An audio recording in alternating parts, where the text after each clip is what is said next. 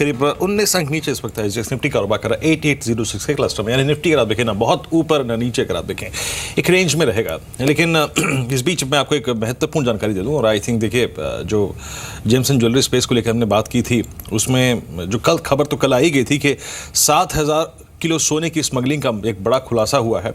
और इसमें इसका सरोकार एक तो सीधे सीधे अगर आप देखें जेम्स एंड ज्वेलरी स्पेस से है, गोल्ड इंपोर्ट से है, गोल्ड एक्सपोर्ट से है।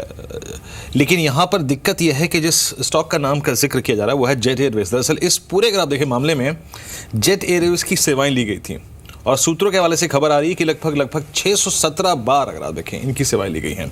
मेरे सहयोगी इस वक्त दीपू राय भी हैं इस वक्त बातचीत करने के लिए। दीपू, एक गंभीर मामला था आई थिंक ये, और गलत रास्तों से इंपोर्ट्स होते थे, गोल्ड स्मगलिंग होती थी, ये पहले से भी अगर आप देखें कहा जा रहा था, लेकिन इतनी भारी मात्रा में। और क्या क्या अगर आप देखें जांच में निकल के आया है, और कुछ बड़े तथ्य जो इस जांच में निकल के आए हैं अब तक? देखिए, सबसे बड़ी बात है ऑपरेशन था और इसमें 7000 किलो का सोना अपने आप में बड़ी चीज थी। लेकिन सबसे अहम बात है कि मोटर सप्रेंडी कैसे ये वर्क करता था। बेसिकली जो दो बिजनेसमैन जिनको ऑफिशियली कहा जा रहा है कि जो दो तस्कर हैं गुवाहाटी के, असम के और दिल्ली के सरताज नाम का ये स्मगलर है, और गुवाहाटी में नरेंद्र जैन है। और नरेंद्र जैन 6 बार गिरफ्तार हुआ है सेम क्राइम करते हुए। और ये सारे लोग ज्यादातर जेट एयरवेज को यूज करते थे। उसके कुछ एम्प्लॉइज के साथ इनका जो सोर्सेस बता रहे हैं कुछ कनेक्शंस था। हालांकि जेट एयरवेज का कहना था शुरुआत में कि कई और बाकी एयरलाइंस भी ऐसा करती हैं, लेकिन अब पर्टिकुलर एयरलाइन की बात डीआरआई कहा, और डीआरआई सोर्सेस बताए कि जेट एयरवेज से हमने स्टेटमेंट भी रिकॉर्ड किया है और जेट एयरवेज की भूमिका की अभी जांच चल रही है। इस बात को जेट एयरवेज ने भी अपने स्टेटमेंट में मीडिया को बताया है कि हाँ, उसे डीआरआई ने कॉन्टेक्ट किया था। तो ये म्यांमार से जो आता था, म्यांमार के रास्ते से ये सीधे असम तक आता था, और असम के बाद ये दिल्ली सप्लाई होता था। आपको बता दें कि जिस तरह से 3 साल पहले 10% इम्पोर्ट की गई थी, उसके बाद से लगातार स्मगलिंग बढ़ते चली गई थी। और ये जो मामला था उसको 1.5 महीने तक ऑब्जर्व किया डीआरआई ने, और कलकत्ता, गुवाहाटी और बाकी शहरों में, दिल्ली जैसे शहरों में रेड डाली। उसके बाद ये इंफॉर्मेशन कलेक्ट किया कि यही वो 2 पर्सन हैं जो कि इतने बड़े पैमाने पर स्मगलिंग कर रहे हैं, और 2000 करोड़ रुपए के वर्थ की ये गोल्ड की जो है इन्होंने स्मगलिंग कर चुके हैं। तो ये अभी डेवलपमेंट में है, और अभी गुवाहाटी में भी जेट एयरलाइंस के जो ऑफिशियल होंगे उनसे भी पूछताछ की जाएगी। जी चलिए, शुक्रिया आपका दीपू। अगर आप देखें महत्वपूर्ण जानकारी, और लगभग डीआरआई 1.5 महीने से इस मामले को ट्रैक कर रहा था, और उसके बाद अगर आप देखें बड़ा मात्रा में सोना पकड़ा गया। 3 एंटिटीज हैं इन्वॉल्व इसमें, और दिल्ली में सप्लाई हो रहा था ये सोना। लेकिन मुख्य बात अगर आप देखें इस खबर की वो है जेट एयरवेज। इनकी आज बहुत सिवियर डेंट पड़ने वाला है इस स्टॉक पे आज। खैर,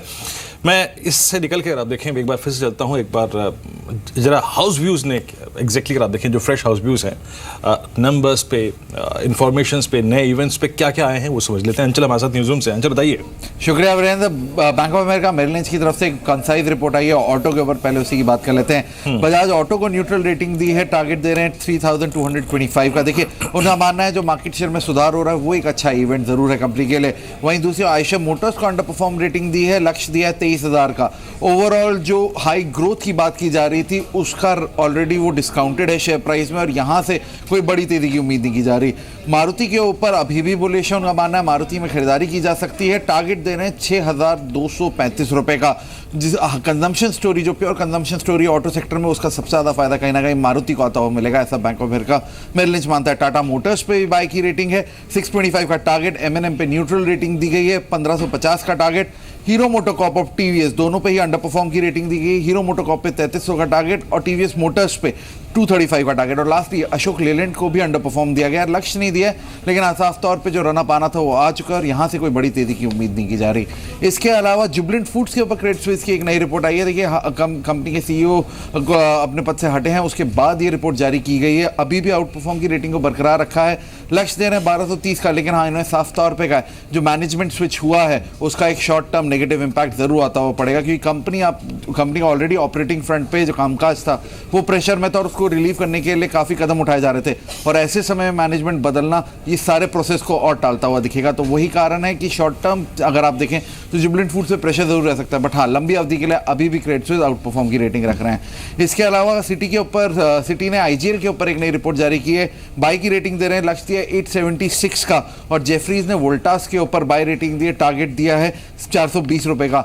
वोल्टास से इसलिए पिक करने का कारण है, देखिए वीरेंद्र, उनका मानना है अक्रॉस द सेक्टर अगर आप देखें वोल्टास में अभी भी रना पाना बाकी है। कंपनी ने अब डिस्काउंट्स के नाम पे इतना कोई बड़ा डेंट नहीं लिया है, उसका फायदा कंपनी के नंबर्स में आता हुआ दिखेगा और जैसे फेस्टिव सीजन आ रहा है वो कंपनी के लिए सबसे फायदेमंद रहेगा। और लास्टली BHEL के ऊपर एक नई रिपोर्ट आई है डॉइचे बैंक की तरफ से, बाई की रेटिंग को बरकरार रखा है, 180 का टारगेट दे रहे हैं। काफी सारे क्वार्टर्स के बाद अब डॉइचे बैंक वापस से बुलिश हुआ है BHEL पे। उनका मानना है देखिए प्राइसिंग का जो प्रेशर था वो रिड्यूस हो रहा है, मार्जिन इंप्रूव हुए हैं, वो एक अच्छी चीज है। साथ ही साथ यूटिलाइजेशन अभी प्रेशर में है लेकिन इतना बड़ा वो कंसर्न फैक्टर नहीं रहा है। दूसरी और जो मोमेंटम है, बिजनेस मोमेंटम, वो पिकअप कर रहा है। तो कहीं ना कहीं अगले 2 से 3 तिमाहियों में BHEL के नंबर्स अब वापस से स्ट्रीमलाइन होते हुए दिखेंगे।